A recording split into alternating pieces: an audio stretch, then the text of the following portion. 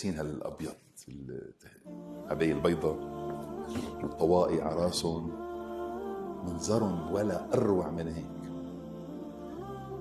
صلوا وقعدوا هني يقروا قرآن. سبحان الله، الله ألهمني، قلت له اللي معي شباب الأخوة، قلت له شو رأيكم هيك نروح نسلم عليهم، نشوف هدول منين جايين، شو هل هن مسلمين أصلا ولا أسلموا ولا عم نتعلم منهم. ابنا لعندهم، السلام عليكم. وعليكم السلام. في بيناتهم واحد يحكي شوية عربي مكسر، الباقي كله يعني منين أنتو؟ قال نحن من ألمانيا. أنتوا مسلمين أصلا ولا أسلمتم؟ فطلعوا بعضهم قال نحن أسلمنا الحمد لله. حكونا قصتهم باختصار، حقلكم يعني حكونا إياها بتفصيل يعني. والله أخذت منهم درس ما بنساه بحياتي، بنساه. هن أطباء دكاترة، في منهم جراحين، في منهم أطباء يعني أدمغة، أكثر شيء هن أطباء رأس. قال أحدهم، واحد منهم، واحد كان يسخر من المسلمين عندما يراهم ساجدين على الأرض بالطرقات بمصليات بألمانيا، بيصلوا ينتلى المصلى، فبيصلوا بالطريق الناس.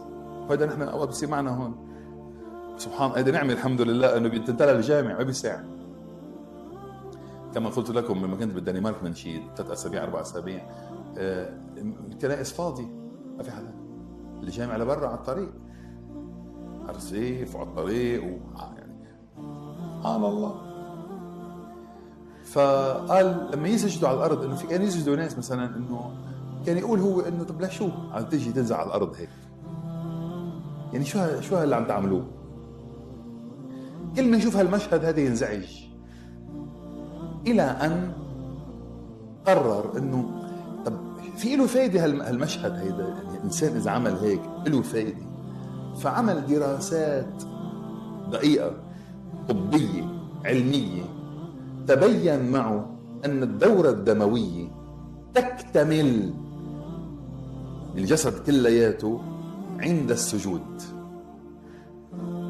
وكل ما الإنسان سجد، قاعد يشرح لنا شرح علمي، كل ما سجد وطول بالسجدة تاعته الدماء كلها عم تنزل على الخلايا، بيطلع من السجود تنزل تعمل تجديد للخلايا، تبعد عنه تلف الخلايا، ببطل تنتلف الخلايا، فبيكون أبعد ما يكون عن مرض الزهايمر والأشياء اللي فيها خلايا دماغ. قال عندها أيقنت إنه اللي عم يعملوه مين طلب منهم هذا الشيء؟ الله الخالق. فعلمت أن هذا الدين ودين الحق. قال نحن نطلق على أنفسنا مجموعة السجود. شو هالكلام هذا؟ شو هالروعة؟ والله إمنا من جلسة قد العشاء وهيك، إمنا من الجلسة صار سجودنا له معنى أكثر. تسجد بتحس إنه يعني هدول في ناس أسلموا ورا سجدة.